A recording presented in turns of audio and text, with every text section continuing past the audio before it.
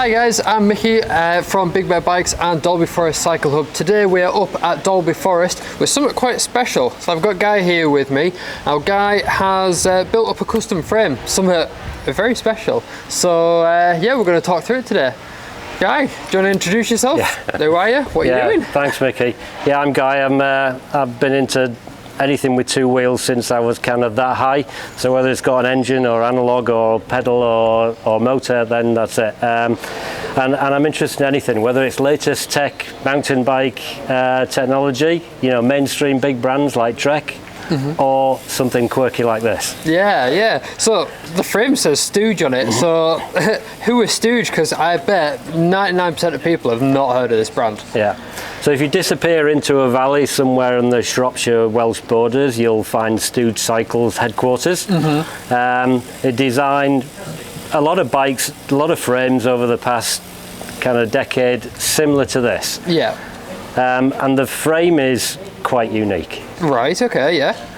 You can see it looks very unique. So this is a custom build. This is something that you had to order and then get built, isn't it? Yeah, so basically Stooge, they only made 200 of these in the production run. Designed, as I say, in the UK, and designed in a way that it reflects the very first mountain bikes from the late 70s. Yeah.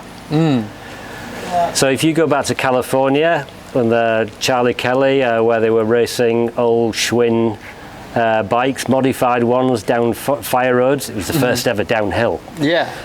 If you look at this and you look at the photos, you'll see a similarity. Yeah. So let's dive into the frame then, because yeah, it's very different. So first off, you can see that it's kind of got two top tubes to it. This top one, it's like a double top tube that then, you know, goes down into your seat stays. So, you know, what's that? Is that just aesthetic, or, you know, is it something that is designed that way for a specific reason? Do you know? Yeah, it's a question I've been asked before by people that see it, and my answer is I like it because it's orange, I like it because it's a great style, and actually it's the only bike I've ever ridden where you can see your feet through the top tube. Well, yeah, you're not wrong there. So this, it's also steel. Isn't it? It is steel, A lot of bikes nowadays are going your aluminium and even your carbon to get really light. This is old school. That's a steel frame right there. Externally routed cables as well. None of this internally routed disappearing nice clean lines. I think it's just, yeah, it's a real smart bit of kit. There's also on it, especially these forks that obviously have come with the frame, you've got all your mounting points on there as well. So adventure bikes? Yeah, essentially Stooge has got a very specific following worldwide. A lot of them are single speeders, and they'll go out because the bottom bracket is a concentric one. Yeah, I was going to ask you about that. So you can adjust it for single speed. Yeah. And the mounting points is because people fill them with bags and disappear for 3 months. So it's that kind of global community of people that usually have them. Yeah. And I wanted something which goes back to mountain biking in its simplest form for me. Yeah. With no linkages and no complexity and very light. Yeah. And just looks really cool. Yeah. Well, you say not complexity, but I just want to run through this bottom bracket quickly that you've got here. So you won't be able to see from this side, but the bottom bracket looks like it's oversized, like it's massive.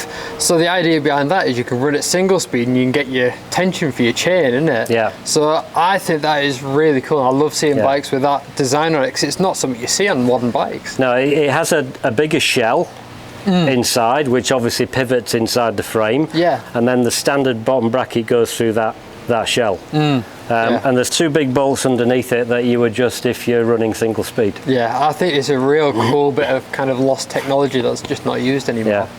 So anyway, you've so you got this frame and you took it down to Big Bear Bikes and got the guys to spec it out for you. So you spoke to Mike down there about what components you wanted on this bike. So yeah, let's run through some of the components you've got. So I can see first off the wheels that you've got on it. You've got your Hook Pro 5 wheels. So a brand new set of wheels you got there. You know, what was your idea behind them? So for everything, I took in a list of 2 choices. Right.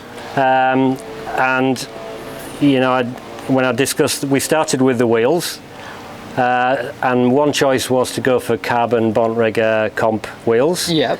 or for Hope Fortis aluminium, and they're British as well. Yeah, yeah. And straight away, you know, the advice that I got from Mike was, you know, these are really proven. They're great from a sustainability point of view. You can get all the parts. And then what really sold it to me was the story, the T-brake story, where they said the free hub on this spins so well that we can spin it at the start of the T-brake and it'll still be spinning at the end of the T-brake. So I kind of like, all right, okay, Fortis it is. So that was the start point. Cool, yeah, I guess that starts it, doesn't it? It was the first decision, yeah. Sweet. So on there then you've got your Bontrager tyres, so you've got an XR4, you know, these come standard on a lot of Trek bikes, obviously not being a Trek bike. Do you like these tyres? I'm guessing yeah, I've used these on my Trek e-bike, and for the type of traction that you need on an e-bike and the type of traction that I need on this, it's a great tyre. Yeah. So for me it's proven, and what I need is something that's either proven for me, like the tyres and the saddle, or a grown-up says, you should be having these wheels. Yeah. Yeah. So going to that, you've got drivetrain on here. You've got SRAM's GX Eagle cable drivetrain on there. So you said it's something you'd never ridden before. Why'd you go for it? Yeah, it's the only group set I've never owned, and the choice was Shimano or this. And the advice was, well, you know, I can go with the 12 speed and it's got a big range and it would suit the bike, and they're pretty bomb proof. Yeah. And I wanted simplicity, so I didn't want Bluetooth. I want to be able to fix things on the trail if I can. So that was actually one of the quicker decisions that we made. Right, yeah. I really like this drivetrain. This is kind of me all over. I've always been SRAM and I love their Eagle stuff.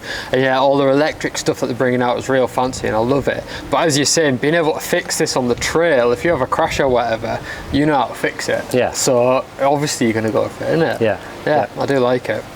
So you were saying about your saddle on there as well. So that's a Bontrager Vada saddle. Yeah. So yeah, I've used these before, and I know these are the type of things that are in stock at Big Bear because they're obviously a Trek dealer and they've got a range of Bontrager. So that was I didn't really compromise on that, if I'm honest. Yeah, you want some of that, you know, if you're going to be sat on it for a couple of hours, you want to be comfortable, don't you? So yeah, no, definitely. But also, you've got a rigid post on there. Yeah. Probably quite controversial nowadays. Yeah, I was a bit of a fork in the road on this one. Right. Because most people that have built these frames up have used a dropper post. And I wanted to keep it light, because a dropper post is quite heavy in comparison to this. Well, yeah. And I wanted to try it first. And it's at a height that I can get over it at the moment, and it's a height that I can pedal with. And Mike came up with the Ritchie one, and it's super light. Yeah, Ritchie stuff is good. So yeah, I think he's done. Yeah, this is so light I can eat more cake because of it. Yeah, that's definitely good there. That's a good compromise there, isn't it? So you've got at the moment Hope wheels. So Hope pedals, I mean, yeah, F22s. Yeah. But you were telling me earlier that you've got another set of pedals that you sometimes flick between. Why have you gone for these? What are the other ones you've got? Yeah, the other ones is a Shimano double-sided, so clipless and flat. Yeah. And I thought I'll use those for longer journeys where I want to clip. Yeah. But I put these on, and it's had 4 fairly long rides since I've had it, and these are great. Yeah. I haven't even considered swapping them. Right. So super grippy, grippier than I expected, and they look ace. Yeah, they've got a real big platform on them as well. They have, yeah. So you just get on there and stay on there. Really good. Cool. Right, I'm going to ask you about this cockpit because I think it just looks smart. You've got this crazy handlebar on it. Says Stooge on it, so came with the frame, I'm guessing. Yeah, the Stooge actually do 2 or 3 different bar types. Yeah. This is their moto bar. Right. So just the name for me sounds great. Yeah. And they're 800 wide, which normally is a bit too wide for me, but I've left them as they are because it feels right. So that was the start. The rest of it, I wanted to go Hope. Right. So that I didn't have any other ideas other than Hope as the brand. Right, okay. Yeah, well, I think it looks really smart. So you've got your black Hope stem on there, all your spaces, but then to go with your frame, you've got your orange top cap and you've got orange, you know, little bits on your brakes and stuff as well. So I think it's really smart. Yeah, so the criteria of Hope and orange was the first thing, and then everything else I just needed advice on. I think you've hit it right on the head. That's really good. So the brakes you've got on here, you've gone for your Hope Tech 4s, but down at the bottom you can see you've got X2 calipers on there. So you've got your 2-pot calipers. Yeah. Why? They're powerful enough to stop me and the bike, even if I have eaten more cake.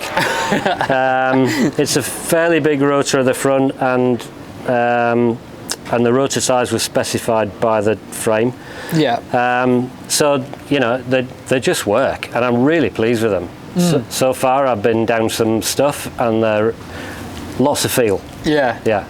Really good. Yeah. Yeah, excellent. You're saying as well, so on this bike, so your discs come standard on the frame size, but you can change it to whatever size you want. So you've kind of used that frame size to get a good size, but you've had the guys down at the shop get you the right size mount to fit your caliper to. So for people potentially looking at doing something like this themselves, it's sometimes those little tiny bits that you don't think about yourself that you might need just, you know, a professional to actually go, you know what, these are the, you know, little calipers, these are the little bolts you need to use. Yeah, so I guess that was really helpful for yourself. It was. It's a minefield. You know, the caliper size, the rotor size was specified, the caliper we'd agreed on, how it all went together, I didn't really know. Yeah? And actually, I didn't find it very sexy either. But, you know, so the guys came up with the right stuff. It's a bit of a dark art sometimes. It is, yeah. Stuff. So yeah, I'm happy to leave that to Mike. He can sort that out.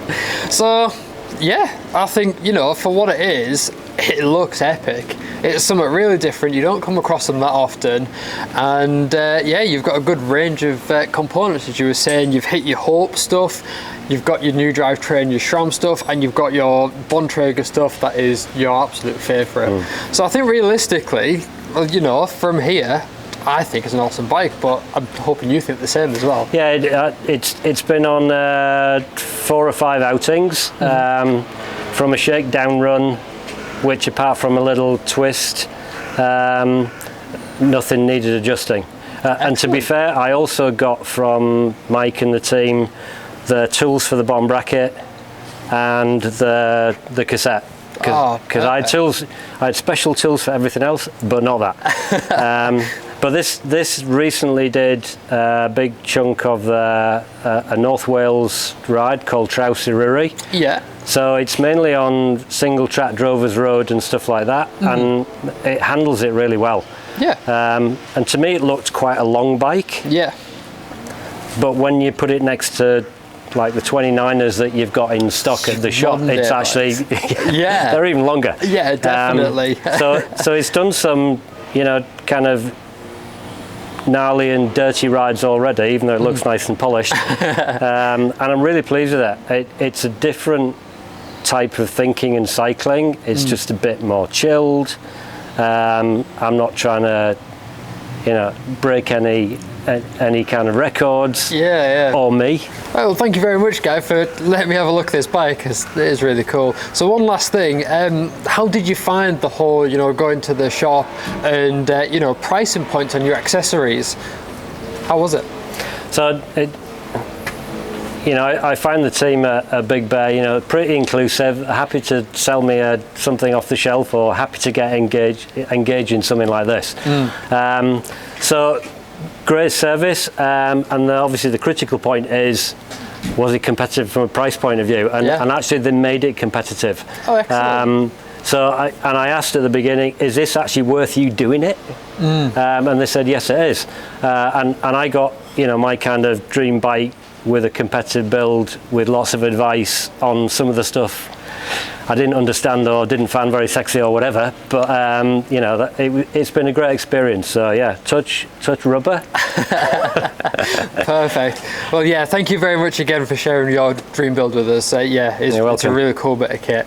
But for anyone else out there who has a dream build in mind and you just need a little bit of help with it, feel free to get in contact. So either pop in at Big Bear Bikes or come and see us up here at Dalby Forest Cycle Hub, and we'd be happy to get involved and, you know, have a play. That's what we're here for. So yeah, come and see us.